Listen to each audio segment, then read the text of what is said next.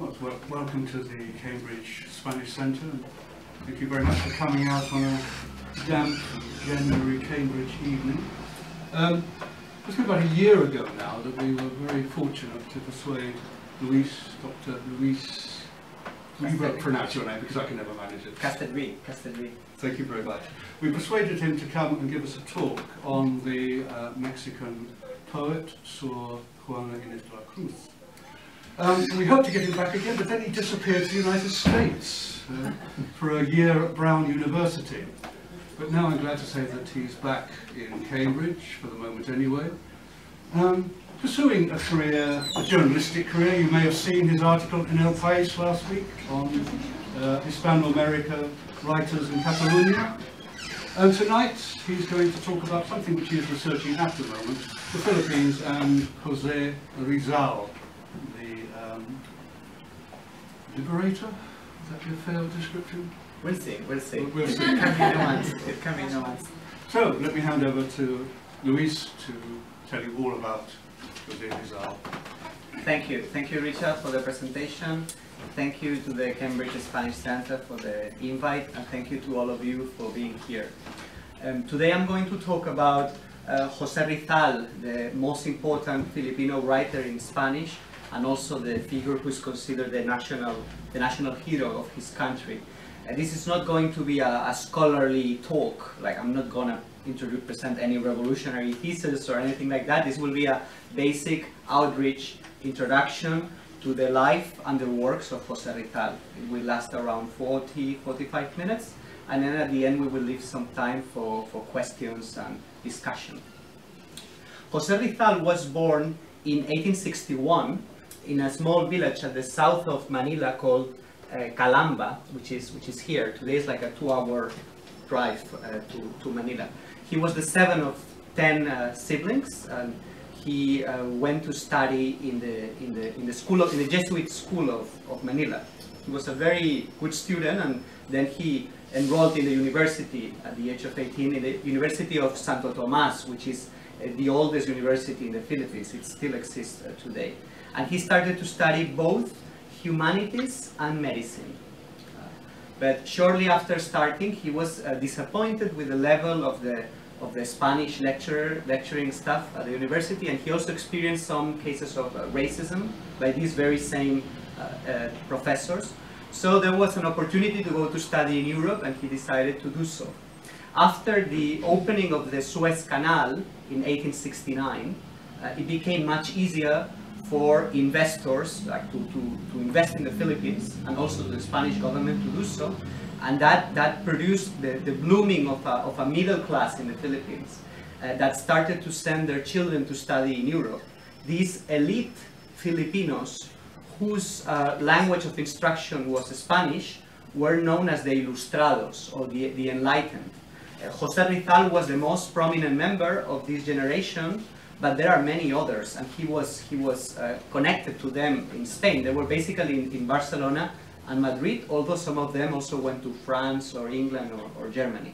And among them were poets, writers, historians, painters, of course. I can talk a bit more about that if anyone is interested later. Rizal arrives in Barcelona in the summer of 1882, and then shortly afterwards he moves to Madrid, where he continues his studies in humanities and medicine. When I was recently in Chicago at the Newberry Library, I had the privilege of studying the notebooks of Rizal as a student. They have been preserved, the manuscript notebooks, and also his diaries. So we can, with this material, we can reconstruct his life in Madrid, which is extremely interesting, because Rizal was basically a polymath. Like his notebook has 250 pages, and 125, exactly half of the notebook, is devoted to his medical notes. It's basically case studies of his patients. And since he would also go many afternoons to take drawing lessons in the Royal Academy of San Fernando, which is a very prestigious museum and institution where Goya had taught in the 18th century, Rizal was there several afternoons per week with his friend, the Filipino painter Juan Luna, and he learned to draw, and he also learned sculpture. And one can see when one looks at the drawings of the anatomical drawings of his patients, one can feel that he had certainly was skillful at this art. And then the other half of the notebook consists of his notes on different humanistic topics. There are essays on literature, there are translations, and there are several exercises in different foreign languages. In the late 19th century in Europe, being modern meant knowing French, German, and English, and also their respective cultures and literatures. And Rizal started to study these three languages already being in Madrid. Even though he had never lived in France, his French was already spectacular, and I can attest that because I've read the essays. There are essays on, very sophisticated essays on French literature. There are translations from German into French. His German was still beginner's German, like the notebook has 27 exercises of German grammar. But later in life we know that he mastered the language, basically because his correspondence has been published in 6 volumes, and there's one entire volume which is written in German. It's basically his letters with an Austrian savant named Ferdinand Blumentritt, who was the greatest scholar specialized in the Philippines in the 19th century, even though he was never there. He knew the Philippines from books, and they discuss in the most exquisite German very sophisticated topics ranging from the history of the Philippines to issues of theology. And then his English was also a beginner's English in Madrid, but later in life he would master the language, and the last love of his life was an Irish woman who he married in articulo mortis on the last day of his life before being executed by the Spanish authorities. I will talk a bit more about that later. There are also, the notebook interests me a lot because there are 4 pages of his readings. Like he takes notes of all the books he was purchasing and reading in Madrid, so we can reconstruct his library of those students' days. No? There are, of course, books of Spanish literature. I will talk a bit more about that later. But we can see a great interest in French literature, especially Victor Hugo, the romantic author in 19th century France, Voltaire, Diderot, and there are several books of history, very heterogenic, ranging from history of the US to history of Spain and France. And of course there are books of political science as well. Rizal wasn't just an intellectual and a writer, he was an activist. And he, for instance, was interested in the thought of a key Catalan intellectual and politician named Pi i Margall. Pi Margall was not a Catalan nationalist, but he was a federalist. He believed in a decentralized Spain, where every region would have a lot of autonomy, and he also believed in giving as much home rule as possible to the colonies. So this is an ideology that Rizal shared, and they both they met in person. Rizal devoted an essay to Pi Margall, and Margall always wrote with great respect and admiration about the Philippines. I've tried to find more connections between Rizal and Catalan nationalism, because both Filipino and Catalan nationalism were emerging at the same time in the late 19th century. I haven't been able to find that connection so far, perhaps because Rizal was living most of the time in Madrid and not in Barcelona, but I still haven't given up hope. I'm sure there's a connection there, and I will find it at some point. And then Rizal, so he completed his 2 degrees in humanities and medicine. He learned all these languages. He was writing articles and poems, and they were being published. The Filipinos living in Spain had their own journal, and they were publishing regularly. And then he also had time to write the first half of the novel that would give him fame, Noli me tangere, which often translates as Touch Me Not, although we could discuss that later, because in Spanish, for instance, Noli me tangere sometimes is translated as No me retengas, which in English could be something like do not hold me or do not cling to me. No? These are, well, different options of translation, but in any case the title is in Latin. Rizal wrote half of it in Spain. Then in 1885 he completed his studies and he moved to Paris, where he improved his French, and he specialized in ophthalmology, motivated by the sight problems of his mother. In fact, later when he was back in the Philippines, he he performed surgery successfully on the eyes of his mother to remove a double cataract. And after Paris, he moved to Germany, to Heidelberg, which today is a place of pilgrimage for Filipinos who visit Germany, because the house where Rizal lived and worked as an ophthalmologist has been preserved. There in Germany, he completed the novel, and then he moved to Berlin at the end of 1886, and in January 1887, he published the novel, the Noli Me Tangere, a first edition of 2,000 copies.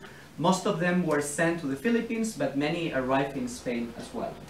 Now, why is this novel so important? Before we continue with the life of Rizal, you will let me elaborate a bit on this book, given its importance. Has anyone read it here? Caroline? Mm-hmm. Well, this is this novel. There's a scholar from Harvard University, Doris Sommer, who wrote a very important book, Foundational Fictions, about the national novels of Latin America. There are many nations in Latin America that have one book that is considered the national book, the book which is read in all schools and universities, not the book that provides occasions for national pride and so on and so forth. The national novel of the Philippines is the Noli Me Tangere. This is the book that there's a law, a Rizal law of 1956, which makes it compulsory in the Philippines to study, to read. That the novel must be read in all schools and universities. So all Filipinos have, to some extent, a knowledge of the book, even though paradoxically they have to read it in translation, because, well, we can talk a bit more about that later, but Spanish today in the Philippines is almost a dead language. It was replaced by English as a lingua franca after the US takeover of the Philippines in 1898. So it's the paradox that they cannot read their national hero in the language that he used. No? Let me summarize very briefly the plot of the novel before I tell you something more about it. This is a book about a young Filipino whose name is Ibarra, who is sent by his father to study in Europe. He spent 7 years studying in the best universities in Spain and Germany and other European countries. And then he returns to his country with two objectives. He wants to marry Maria Clara, who's his childhood sweetheart, and he wants to introduce certain reformations in the country. And this is where Rizal, as an activist, he basically introduces his political agenda in the novel. No? Everything he wanted for the Philippines is what his protagonist wants for the Philippines in the novel, which was basically, the Filipinos wanted to have representation in the Spanish parliament, so MPs in the Spanish parliament. They wanted the end of free press, the end of censorship, secularization of education, which was in control of the church, and also they wanted to limit the power of the religious orders that were the owners of great extensions of land, especially in his native Calamba, and that produced abuses and situations that were almost medieval sometimes. So this was his agenda, and this is the agenda of Ibarra in the novel. What happens? That he does not succeed in getting any of these two goals. He cannot introduce the reforms because there's a very strong resistance of the status quo, especially of the church, of the religious orders. And he cannot marry Maria Clara, basically because an issue of race. Like, he is a native Filipino, Tagalog, and Maria Clara is a person of mixed race, but the book describes her all the time as if she was European. No? The narrator even says she was white, she was too white. And there's a moment at the end of the novel when Maria Clara challenges her father, and she says, why do you oppose to this marriage? Why can't I marry the man who I love? And the father says very cynically, well, we are white Spaniards. If you marry a native, your children won't belong to our white club, as it were. So we will lose all the privilege. Our family will lose all the privilege that we have. So he's perfectly aware of that privilege, and that race is the main obstacle to that projected marriage. Now, Doris Sommer, in the book that I mentioned earlier, she analyzes these romance novels of Latin America as allegories, in the sense that who marries whom, or fails in the attempt, often represents whether a nation can unify in terms of different races or classes or regions. And this is a theory that works very well to interpret this novel, basically because Rizal was not a pro-independence Filipino, and I want to stress that, at least judging from the historical record, he didn't want the independence of the Philippines, but he certainly wanted to dignify and to raise the level of life of his compatriots, and he wanted to end institutionalized racism. This was one of the measures in the program of the propaganda movement, which was the nationalist Filipino movement that was struggling for these measures to gain more home rule. So the fact that the novel ends with this failure in this respect reflects the pessimism of Rizal. No? I've been studying also the sources of the novel, and there's at least one book I would like to mention and to compare with Rizal, because I think the comparison is interesting. Some of you, those of you who come from Spain for sure have heard of Galdós. For those of you who are not Spaniards, Galdós is like our Dickens, as it were. And Galdós has a novel, Doña Perfecta, Miss Perfect, that has a very similar plot, in the sense that it's the story of a young Spaniard who goes to study abroad from Spain to Germany, and then returns with the same intention of marrying his childhood sweetheart and introducing reforms in Spain, and then fails miserably, in the sense that he cannot introduce any reform, and there's such a resistance to the changes to his agenda, to his progressive agenda, that at the end of the novel he is murdered, following instructions of his own aunt, this Doña Perfecta, this Miss Perfect, of course, who's named like that in an ironic way.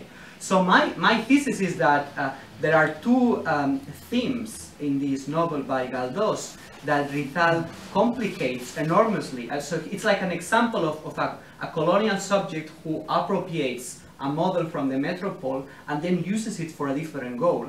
In the case of Galdós, basically he's presenting Spain as a divided country. There's the famous topos of the two Spains. One Spain which is traditional, conservative, very religious, and the other Spain which is more modern, progressive, more European. This is a topos that, it's a bit of an oversimplification of Spain, of course, but you will see this idea of the two Spains in plenty of studies of 19th century and especially 20th century Spain with the Civil War. So Galdós is presenting this division of the two Spains, and he's taking one side. He's taking the side of the liberal, progressive, modern Spain. Now, in the case of Rizal, it's interesting because for him, this distinction of the two Spains is not that relevant. In fact, in terms of giving autonomy to the colonies, this liberal, progressive, modern Spain that Galdós defended was even less sympathetic. The more progressive part of the government was even less sympathetic of giving autonomy to the colonies than the conservatives. So if Galdós is criticizing just one half of Spain, Rizal is criticizing all of it, or at least all of its governments. No? And then there's another theme that I would like to compare in both books, which is the theme of the intellectual against the mass. This is again a very recurrent theme in Spanish literature of the time, and again, I think relevant in the world of today. We can discuss that later. In the novel of Galdós, there's a clear case of an intellectual trying to redeem a mass which doesn't want to be redeemed and which resists to any change.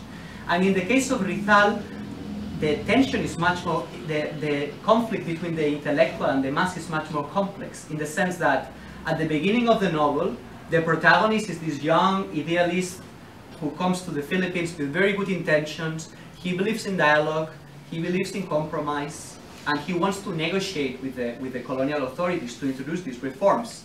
And it is the mass wants revolution. They want to end the situation of colonial injustice by using force, and the intellectual is opposing the mass because he's stopping them. He's telling them not to resort to violence. This won't solve any of our problems. Now, at the end of the novel, once the protagonist has suffered the repression of the colonial government, once he has been put in jail, once his house has been destroyed, once it is clear that he won't be able to marry his childhood sweetheart, then he starts to play with the idea of resorting to violence. Whereas the mass then has completely changed their mind, because it's, they tell him at some point, we have suffered the repression in our own families, in our own lives. We don't want to hear any more of that. So if you want to lead a revolution, we won't follow you. So it's a much more complex dynamic than in the Iberian template, no? Basically because of this reversal of roles, and also because the message in Galdós' novel might be pessimistic in the sense that the intellectual cannot reform or change the masses, but the message of Rizal is it's a much more subversive one. He's saying, Spanish government, if you oppress us like that, you may convert even intellectuals in future revolutionary leaders, which, by the way, is to some extent what ended up happening in the Philippines in the 1890s.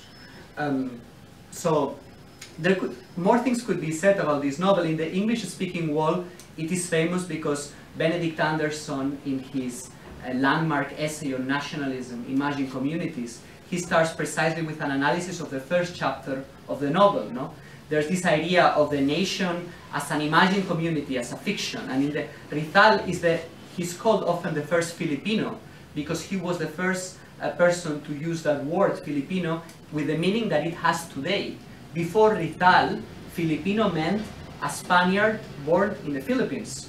It was a completely different meaning, and it was Rizal who started to use the word with the meaning that it has today. No, he writes the book for, Anderson says, for the we Filipino readers. No, he has in mind this imagined community, this with all this population, 10 million people back then, 100 million people today, of inhabitants living in this archipelago of more than 7,000 islands. He's writing for all of them, or at least for the educated elite, because of course, and this is another paradox, the only language he can use to potentially address everyone is the language of the colonial empire.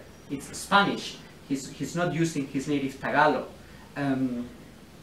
This is remarkable, because this is why Rizal is a landmark in the process of nation building in the Philippines.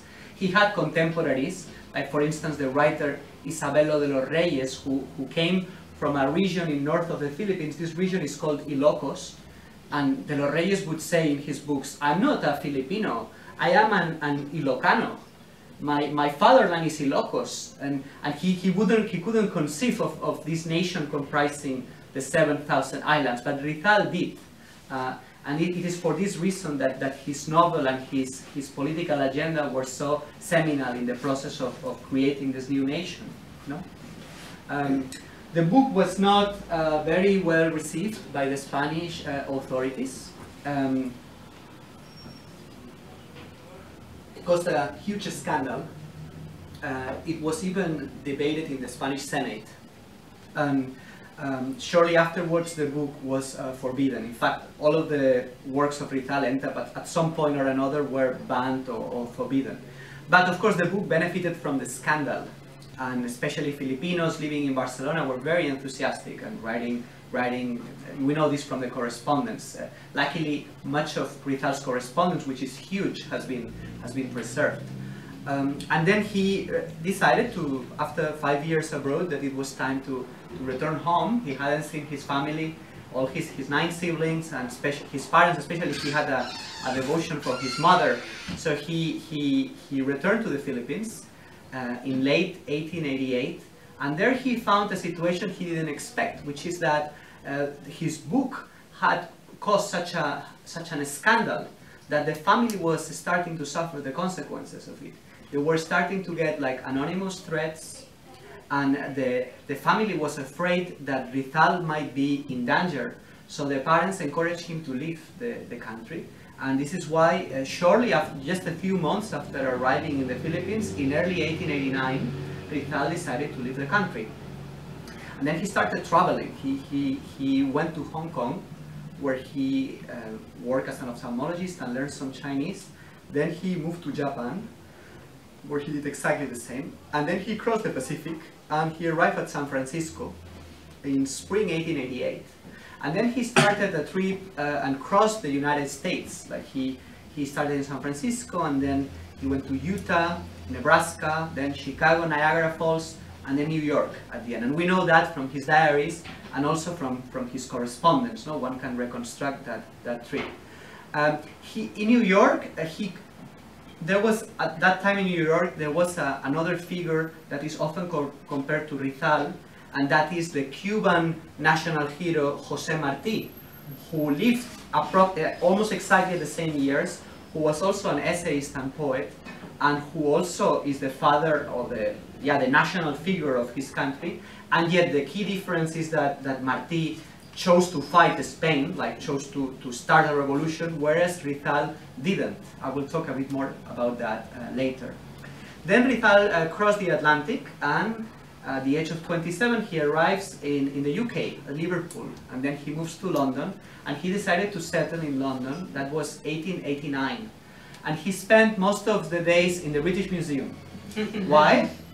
Because he discovered a book there that interested him enormously. It's a book that has been preserved and that today is in the British Library. You might know that there's a whole corpus of what we call in Spanish Crónicas de Indias, which are the texts written by the first Spaniards who colonized the Americas. No, like I'm talking about the letters of Columbus or Cortés or many other writers. This is a corpus which is well known among specialists of Spanish literature.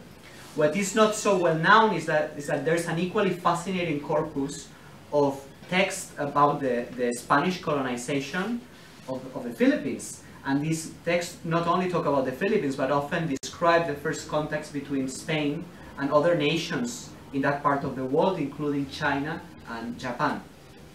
Now, the most famous among these texts is a history book by Morga, who was a high-ranking colonial official in the Spanish Philippines in the late 16th, early 17th century. The book was published in 1609. No one really remembered that book in the late 19th century. There were no copies of it in the Philippines. But Rizal thought it was convenient for his political, historical, literary project to prepare a scholarly edition of this text. Why did he do that? And I think that, again, the comparison with Galdós is interesting here. Galdós, apart from being this canonical writer of 19th century Spain, he also produced a series of 46 historical novels that cover almost all the 19th century of the history of Spain, from 1805 to 1880. And he did that in order to legitimize the liberal nation state of Spain, and that legitimacy comes from the common history of the Spanish people. And Galdós has a very monolithic idea of the Spanish nation. No? His idea is that there's one nation, which is Spain, including the colonies, and that is the fatherland for him, and he's writing his book to legitimize that project. No? Rizal has a very different project, but he believes that it is important for him to resort to history again, because he says in the foreword, which is significantly entitled A los Filipinos, to the Filipinos, he says, in my novel, Noli Me Tangere, I describe the social cancer of my country, and he uses this very powerful expression in the social cancer. And then he says, but then I realized that in order to go to the root of the problem, I needed to study the history of my country, because the problems caused by colonialism are not the consequence of bad contemporary governance, or not just consequence of bad contemporary governance, but rather are something endemic to the Spanish dominion from the early modernity. So he decides that it is important to study these texts, and especially it is important to add footnotes that give the Filipino version of that history, because if you read these history books by Spaniards in the Philippines, it's most about them. They talk about themselves, and the Filipinos have a very secondary place, and they're often treated in a very demeaning way. Even in the late 19th century, and even in the 20th century, there was still, in books, for instance, such as La Defensa de la Hispanidad, in defense of the Hispanity, by Ramiro de Maeztu, that was a very important text during the Franco time. Maeztu justifies the Spanish Empire in retrospect, with the argument of the evangelization, and also the argument of the Western supremacist argument of we brought you civilization.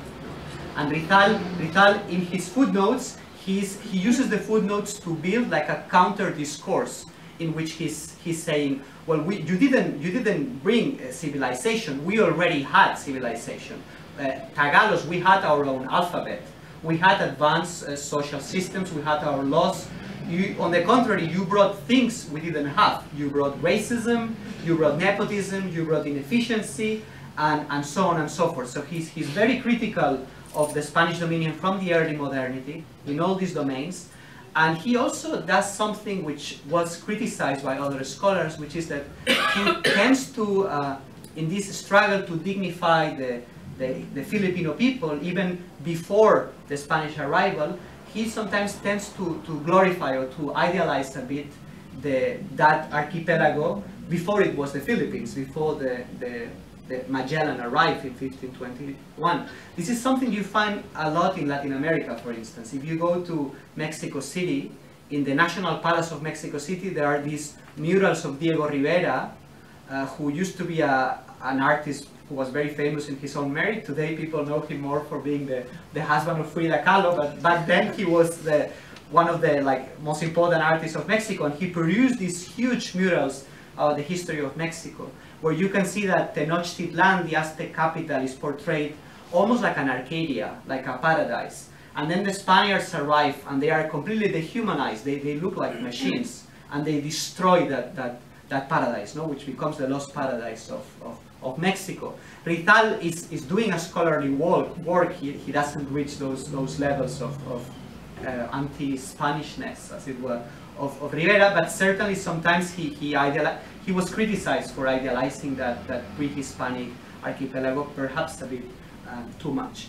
In any case, the book produced an impact. It was forbidden by the Spanish government, and yet we know from the correspondence that many copies were sent to Hong Kong, and then from Hong Kong they were introduced illegally, but successfully in the Philippines. So many Filipinos were reading this edition.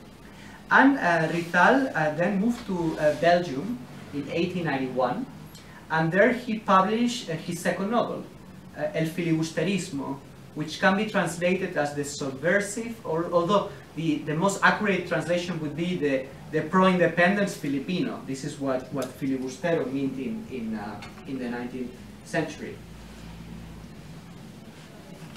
I won't talk in detail about this novel, but you can ask me later if anyone is interested. But basically the plot, we have again the same protagonist, Ibarra, who escapes miraculously from death in the first novel.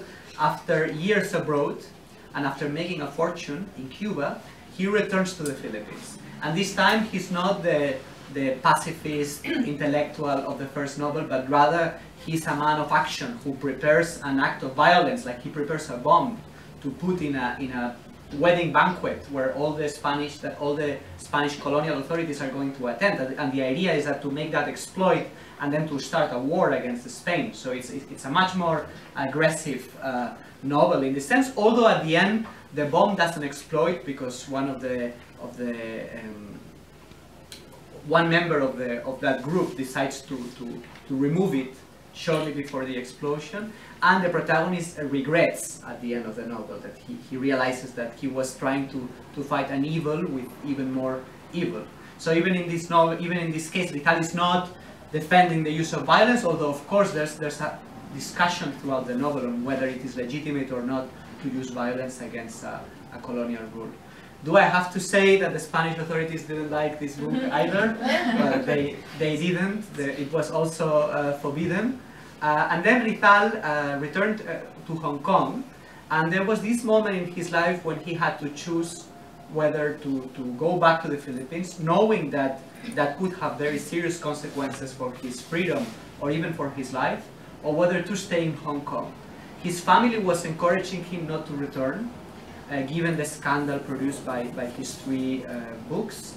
But he wrote a few letters shortly after returning to the Philippines, and he gave instructions that these letters should be published after his death. So in a way he could foresee what was going to happen. And the thing is that he couldn't accept the idea that his family and his friends were suffering the consequences of his books. Some of his relatives had been deported to Jolo, which is this little island here that was used by the Spaniards as a kind of prison for dissidents or rebels. and some lands of his family had been expropriated. And he, at the end, he decided that it was better for him and for his family to return to his country and face any consequences that could have, rather than witness from Hong Kong how his relatives and friends were suffering the oppression. So he returns to the Philippines in 1892. He has a meeting with the Spanish governor, and he requests that his friends and relatives should be freed from prison, and the governor grants that on the condition that he doesn't do any politics. And he accepts that, but shortly afterwards Rizal attended a meeting that was attended also by some prominent Filipino leaders, including Andres Bonifacio, who was later one of the main leaders of the revolutionary movement. And that was deemed enough by the Spanish authorities, that was enough to arrest him and to order his deportation. He was deported to Dapitan, which is a small village in this island, in Mindanao, in the south of the Philippines. And there he would spend 4 years, from 1892 to 1896. He was not in a cell, like in a jail. He had certain freedom of movement, but he had to be present at the headquarters of the police 3 times per day, and his correspondence was examined and sometimes even censored.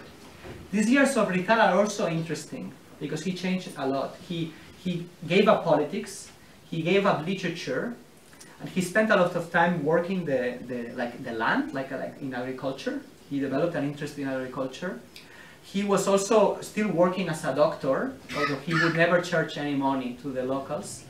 And he was also teaching to the children that were living in the villages nearby. And he became very popular, of course, as a result. He also organized trips to collect butterflies and insects, and then he would prepare collections that he sent to his European friends in exchange for books and medical utensils. It was during these excursions that he discovered one species of butterfly and one species of an insect that hadn't been classified yet, and that today have his name. Then in 1896, something very interesting happened, which is that Rizal received the secret visit of a messenger from Andres Bonifacio, this revolutionary leader of the Philippines. The revolution against Spain was about to start, really. And it was very important for the revolutionary leaders to have the endorsement of Rizal, because Rizal was really like Tolstoy in Russia in the early 20th century. Everybody had read him. He was a celebrity in the Philippines and abroad, and it was very important for them to have his endorsement. Even in the room where they organized their meetings, the revolutionary leaders had a portrait of Rizal. Such was the admiration they had for him. And yet Rizal refused to endorse the revolution. And not only did he do that, but actually when the Cuban War of Independence started, Rizal applied to enroll in the Spanish army as a physician, as a doctor.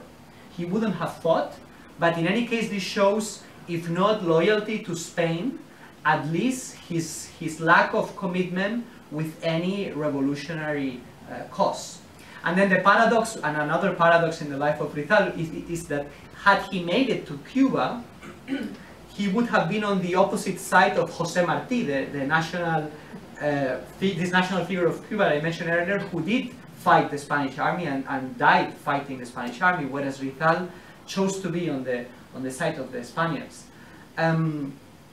Sometimes I wonder why he did that, and in his letter says that he cared a lot about the fact that many soldiers were dying because of lack of medical attention. But given his works and given how critical he was of Spanish colonialism, sometimes I wonder why he didn't become a pro-independence Filipino like so many of his compatriots of that generation. And my hypothesis is that being a man with a very deep historical conscience, and knowing the example of Latin America, where the independence was achieved by Latin American nations at a very high price. I mean, they fought long wars, against Spain, and then long wars between each other to settle the borders, and often also civil wars. Argentina, for instance, was in a constant civil war during most of the 19th century. And I think that himself, being a pacifist and being an intellectual, he always preserved, despite all these evils of colonialism, he always preferred the option of modernism, of introducing gradual reformations. And this is why I would argue he refused to endorse the Filipino Revolution. In any case, when he was en route to Spain, the revolution started in August, September 1896, and then the Spanish government captured some Filipino leaders, and during the interrogations, cross-examinations, the name of Rizal was mentioned a lot. So the governor sent instructions to Barcelona that Rizal should be arrested immediately. So when he arrived in Barcelona, he was arrested, so he couldn't make it to Cuba. He was put in Montjuic, in a prison of the mountain of Montjuic that faces the sea in Barcelona. And then he was sent back to the Philippines, where he arrived in November 1896. And he had to face a trial being accused of rebellion and sedition. The criminal code back then was especially harsh with native Filipinos. There were certain crimes that had a harsher penalty or punishment if you were a Filipino than if you were a white Spaniard. And certainly that was the case for rebellion. Rizal argued for his innocence. He never wanted the independence of the Philippines. He even wrote a manifesto on the 15th of December 1896 in which he was condemning the Philippine Revolution. And I don't think he did that to save his life. I do believe he was a man with a very high sense of honor. I do believe he wrote that because that's what he believed. That was consistent with his life and with what he had written all his life. And yet, on the 28th of December 1896, the court issued a judgment that sentenced him to death by firing squad. So on the 29th of December 1896, that was his last day that he spent with his family, with his mother, with his siblings. He also wrote his testament or will, and he wrote his last poem, which is a beautiful poem, Mi Último Adiós, My Last Goodbye, probably the most famous poem of Filipino literature in Spanish. It has been translated into many languages, and it's noteworthy among other reasons because it shows not only his love and for his country, for the Philippines, but also for Spain. There are no signs of resentment. It's a poem about forgiveness, in fact. And the following day, the 30th of December, at 7 a.m., Rizal was executed by a firing squad.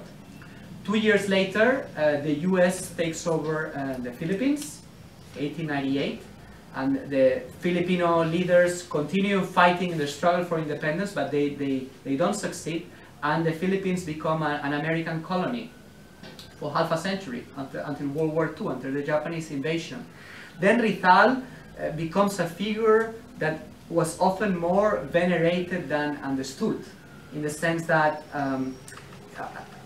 English, as I said earlier, substituted Spanish as a lingua franca, and then there was a cult of Rizal. No? Rizal was already in his country. In a way, he achieved the three main goals in the Hispanic world. No? He became the new Cervantes, the greatest writer of the country. He also became a new messiah in the sense that there was a religious cult of Rizal that started shortly after his death.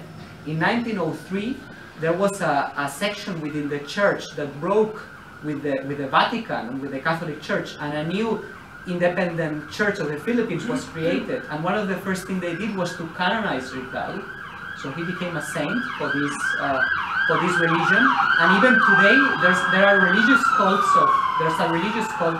of Rizal. So he became a new Cervantes, a new Christ, and also a new Simón Bolívar, a new liberator, because even though he didn't defend the independence of the Philippines explicitly, Filipino nationalist historiography often presents him as a pro-independence leader. The wall is full of statues, including this bust in the Newberry, that presents Rizal as a leader for the Filipino independence. No? So This is something unique in the Hispanic world, really. One person who's at the same time Cervantes, Christ, and Simón Bolívar, and whose legacy, as I've been trying to explain, has been more often venerated than understood. And this is why I think it is so important to study his works and to be aware that the Spanish literature is not just divided in these two. We often tend to study Spanish literature as either Spanish or Latin American.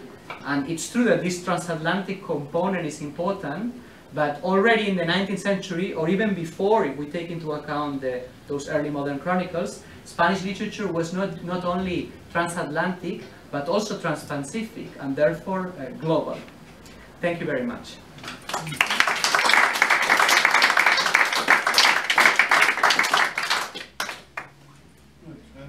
You're willing to take questions, Louise? Yes, of course.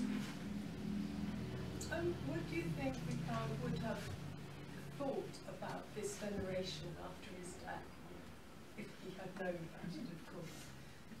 Would he have thought this was a good thing? Yeah. Wow, that's such a difficult question, no? Yes. Because it's a bit of a counterfactual. But can we change that slightly? Yes, of course. What was his attitude towards religion? I mean, was he an atheist? Was he against the Catholic Church as such? He used a quotation from the Gospels for his first novel. Yeah. Was this significant? Yeah, I will answer your question first, and then if you give me some more time, I will answer yours as well. Rizal, Philippines today is a country that is 90% of Filipinos are Catholic. And back in the 19th century, it was, because of the Spanish colonization, it was overwhelmingly a Catholic country, even though in the south there are many Muslim communities as well. Rizal was raised a Catholic. He went to a Jesuit school, and he always had very good relations with that religious order, with the Jesuits. He had great respect for them. Now later in his life, when he saw all the abuses of other religious orders, especially with his family in his native Calamba, he started to have to lose his faith. And when he was back, after publishing his novel, The Noli, when he was back in the Philippines, he told his family, I've lost my faith. I don't believe in God anymore. Now later in his life, when he was living in Mindanao, when he was deported in Mindanao, there was a Jesuit, a Catalan Jesuit, Pastells, who was living in Manila, who exchanged a correspondence with Rizal. And this Jesuit was trying to recover Rizal for the faith, and Rizal was resisting. But sometimes it is even published as an independent book, this correspondence, because it's very interesting. And then at the end of his life, the last day of his life, the 29th of December, initially, like, he was offered the possibility of meeting a priest of the army, and he refused initially. But then some Jesuits who had been his teachers in school went to visit him, and he accepted that. And at the end, he took the sacrament of confession and also of communion, according to the Jesuits, of course, but there's no reason not to believe them. So I think that it was a problematic relation, that he started as a Catholic. There was a period in which he lost the faith, and then it seems that at the end there was like a reconciliation. Any more questions, Caroline? Well, thank you for your presentation. You were talking about the multilingualism of Rizal, and I was wondering, did he ever write in Tagalog or about Tagalog, substantively? Yes, he did. He started third novel, and he started that novel in Tagalog, and that was not a political novel. There's a Filipino scholar, Ambeth Ocampo, who has studied the manuscript. I believe the manuscript is in the National Library of the Philippines. The thing is that, and I'm not an expert on this, I haven't read the manuscript, but I believe that at some point of the process of writing that third novel in Tagalog, he realized for some reason that he couldn't continue, and therefore he stopped, and he started he rewrote parts of the novel in Spanish. And certainly there are great parts of his correspondence written in Tagalog as well, and among especially these ilustrados, those who were Tagalog like him, there was no need to use Spanish. They were communicating in their language. And also what he did for Tagalog was to translate great works of German literature, like Schiller, Goethe, into Tagalog for the first time. So he was definitely committed to his language as well. Any more questions? Yes? Yeah, I'd just like to thank you first for that insight. And his two books, Noli Me Tangere and Filipino Polymath, is actually, those are required books that all Filipinos must read.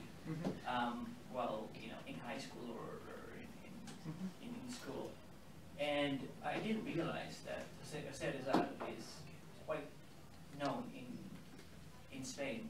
We didn't know. We don't know about that, and it's quite.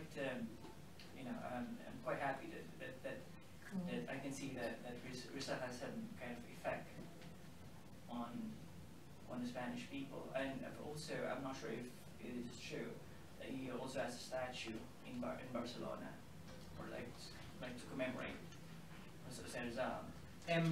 There's. I mean, I hope this answer doesn't sound too disappointing, but he's not that well known in Spain. In fact, I am Spaniard. I spent 25 years of my life in Spain, and I never heard of Rizal there. It's not in the, I think the education system in Spain is in many ways very traditional, and the literature we read is literature from Spain mostly, and a bit from Latin America. It was here in the UK, thanks to the head of my department, that I firstly heard of Rizal, and especially when I lived in the US and I had access to the many books of Filipino literature in Spanish that are preserved, that I familiarized myself with this corpus. So he's not, I think there was a phenomenon of post-colonial amnesia, like after 1898, when Spain lost the Philippines. I'll give you an example. One of the most important libraries in the world about the Philippines was the library of the Tobacco Company of the Philippines. The headquarters were in Barcelona. And then shortly after they lost the colony in 1898, they decided to get rid of the library. They sold the whole library. And then there was this American philanthropist, Edward Ayer, who sent someone to Barcelona and purchased everything. And this is why all these materials on the Philippines are today preserved in Chicago in the Newberry Library and not in Spain. So yeah, I'm afraid it's still not. There's and your second question, there's a statue of Rizal in Madrid. Oh, in Madrid. Okay. In Madrid. Yeah. And then in Barcelona, there used to be, I haven't been there in a while, but if you go to the Raval, that district of El Raval, next to the bookstore La Central, which is the best bookstore in Barcelona, there was a little sign that remembered that was, in that building, there was the headquarters of the La Solidaridad, which was the Filipino newspaper for which Rizal used to write. So this is another, you know, another Denkmal, the Germans say, another memorial of the presence of Rizal in Barcelona. And I was trying to still thinking on your question because I don't want to leave any question unanswered. I think it's. I mean, I will maybe answer it tangentially because of course it is impossible to know what Rizal. But I think returning to Benedict Anderson, it's a kind of.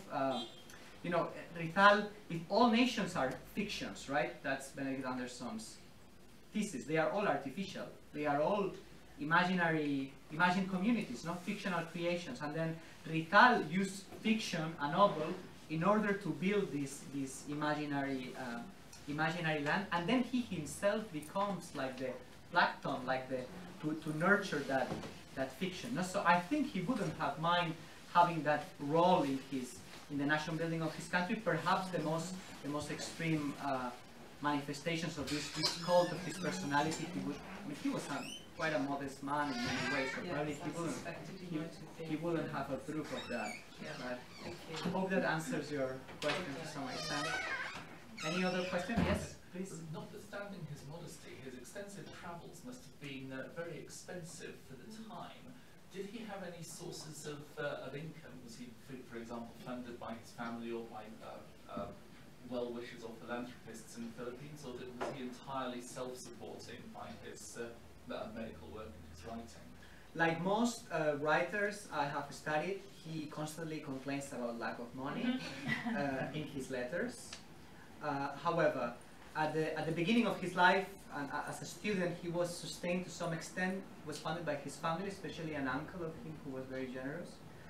And then it was mostly because of his work as a doctor, as an ophthalmologist.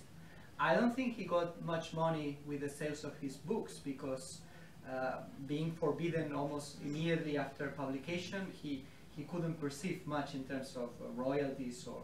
So it was basically support from his family initially, his work as a doctor, and sometimes I think some support from friends and supporters or admirers. No? For instance, the edition of his first novel was completely funded by a friend of his. So I think these multiples. Sometimes I wonder that too, because it is indeed remarkable, no? That at the age of 27 he had already done like a circumnavigation, although he had been pretty much 19th century backpacker. Yeah, yeah. Any more questions, Kiwan? Yeah, just a quick one is, so despite his name, would he have identified as a Filipino if you were to be asked, you know, where are you from, which nationality are you? Would he have said Filipino? Would he have kind of been like, oh, I'm from the Philippines, but maybe I speak Spanish? Would he have hedged his bets? All of the family of Rizal was Tagalog, except for a great-grandfather who was Chinese. Although he never emphasizes that. Perhaps because given his project of nation building in the Philippines, he doesn't want to stress any link with, or any racial link with other countries. I think he would have said, I am a Filipino, with the meaning, this new meaning he gave to the term. When he talks about his fatherland, it's always the Philippines. But then when he talks about Spain, he often uses the expression Madre España, Mother Spain. So his Filipino identity didn't mean that he didn't refuse that Hispanic heritage. Quite the opposite. He was very fond of it. No? That was the country where he studied in university. That was the language he used. So I think he would have said, I am a Filipino, but without that implying that he refused the Spanish heritage of that term. Any other question? Yeah? Also, we mentioned earlier that when the Spanish colonized the Philippines, we already have a language, which is Tagalog. I mean, the Tagalog that we use right now, because I'm also I'm a Filipino. The language that we use, Tagalog right now, we have so many borrowed languages from Spanish. So I'm not sure what is the Tagalog version before. When the Spanish started colonizing the Philippines. But if you look up, we have so many borrowed languages that we use that is in our language and are Spanish words. Sure. No, I mean, and I'm not an expert. Sadly, I don't speak Tagalog, but from what I have read, of course, the language has evolved a lot, and it has borrowed plenty of words from Spanish, and I guess also from English. After the 50 years of American occupation, it makes sense that it would also have an influence from English. What Rizal wanted to stress is that well, the Tagalog certainly had its own alphabet before the Spaniards arrived, and then they adopted the Western alphabet that Spain brought. But initially, Tagalog had a different alphabet. Like if you look at the chronicle of Pedro Quirino, 1604, his chronicle about the Philippines, he even reproduces that alphabet that the Tagalog people had. And there is I think Rizal also wants to stress, and if you read his novel, he does quote Tagalog authors. Like he wants to stress that there is a tradition of Tagalog literature from the early modernity until the 20th century, of great poets, writers, who constantly preserve that language for creative purposes. I think the most famous figure is Francisco Balactas, who who Rizal quotes, did I pronounce it well? Yeah, Francisco Balectas. Okay. Rizal quotes him a lot. It's really one of his, the main, most important references he makes in the novel. So I think it's just he's not implying that the language that the Tagalog that he speaks in the 19th century is the same as it was in the 16th, but rather that this is also a language of culture and of civilization, and you didn't bring anything that we didn't already have. If that makes sense? Yeah. Thank you. Any other question? No? Then Is there just one? No, please. Is there any indication in his writings that he foresaw the beginnings of American empire? Yes, actually yes, and I'm very glad you asked me this question. The best essay by Rizal, really, his essays are terrific. And there's one essay entitled Filipinas dentro de 100 años, so Philippines 100 years from now, in which it's an essay about his country in 4 parts, which I think could be compared to the essay by Jose Marti, Nuestra América, Our America, which is in all the curriculums of Hispanic studies.